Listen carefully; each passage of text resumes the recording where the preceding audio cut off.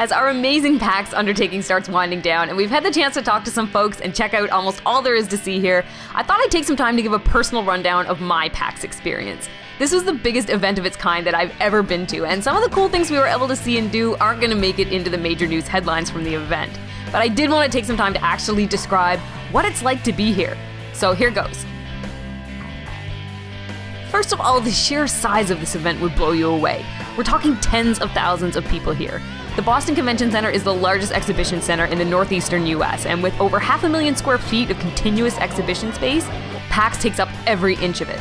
Of course, that means that you're going to be walking a lot. So wearing appropriate footwear has been key. I'm talking Dr. Scholzing the out of your sneaks. You could be wearing moon shoes and it's still going to feel like you're walking on knives at the end of the day. But a distraction from that would certainly be the games. You can bet on the expo hall floor that there's a game for you no matter what you're into. Now, it should be no surprise to anyone that watches this show that I'm a big fan of indie games, so I was pretty jacked when I heard that Supergiant was bringing their new development, Transistor, to PAX. If you've played or have even heard of their inaugural game, Bastion, then you won't be surprised that I braved the 45-minute lineup to play this demo, which was awesome. Even though I was the only person in their 3-day showing to find a bug in the game, it did give me a chance to actually chat with Supergiant's creative director Greg Casavin while they rebooted my system. Yay! The panels and announcement at PAX may seem like something that could be skipped in favor of making sure you hit everything on the expo hall floor.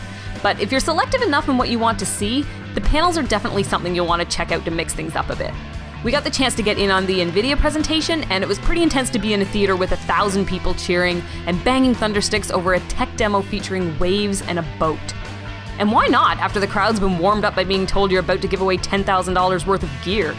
Excitement can be contagious even when the most interesting thing you have to talk about is a camera on a remote control plane.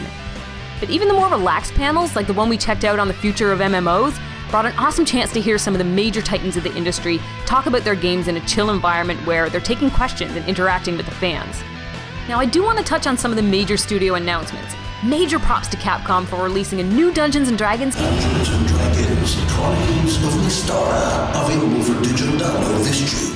And then making sure no one gives a crap about it because they're literally announcing a redux of DuckTales immediately after.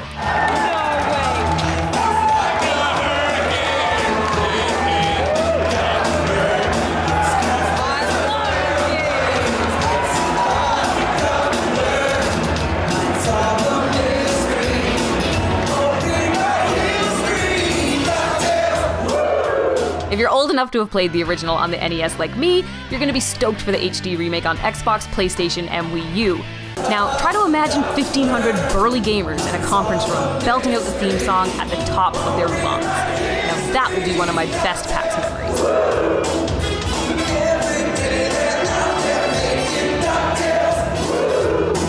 Blizzard. I love Blizzard with all my heart, but they could have come on stage, thrown Murloc stuffies at the audience and left, and I wouldn't have been as disappointed as I was with the reveal of Hearthstone.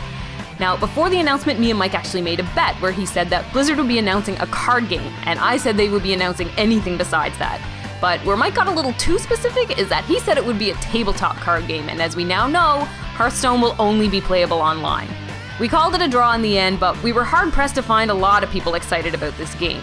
Needless to say, lining up to play this demo wasn't on my priority list. But speaking of the lines, there are lines. Long lines for anything that's worth playing or seeing. We were in the Capcom lineup alone for over an hour. My advice, if you find yourself at a major con, bring something to entertain yourself with. A handheld or some cell phone games. If you're attending popular panels, you might have a few hours to kill, and it's then you're gonna realize you might not like the people you came with as much as you thought you did. Hey. What?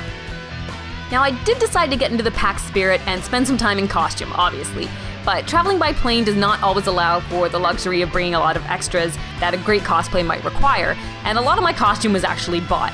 But PAX cosplayers come in all sorts, and it really is more about the social aspect of dressing up, as not everyone can pull off the incredible level of creativity and artistry that a lot of the folks we talked to were able to show off. We spoke to people who put months into their cosplay, and it really showed. Some people talked about their costumes like parents talking about their children's accomplishments at the water cooler, and really, they deserve to be proud. The big thing about cosplay, though, is that as much as the costume itself is important, it's the social experience of being in costume that really is the best part. The amount of people that approached me to take pictures and chat really let me meet a lot of PAX goers that I might not have had the chance to talk to. It's something to bond over and to break the ice with people, so if you're planning on going to an event like this, I would highly recommend that you go in costume. It is one of the best parts of the event.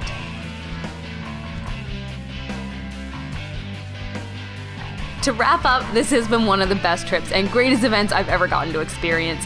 When we're waiting in the will call line yesterday, I said to our team, this is like Disneyland for gamers. And a girl turned around and said, yes, I've been trying to think of a way to describe it, and that is exactly what it is. If you put your cons for general fandom or developers or media aside and look at PAX, this is a con by gamers for gamers. And that's what you feel in everything you do when you're here. And that's going to do it for us here at PAX East 2013. I don't want to leave. I've been having so much fun. But if you want to give us your thoughts on the big announcements at PAX, you can hit us up on Facebook.com/GameCodeTV or on Twitter.com/GameCodeTV. We'll see you next time. Oh, Mr. T!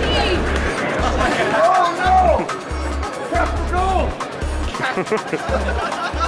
Oh, no! She's taking my quickenings! She's immortal!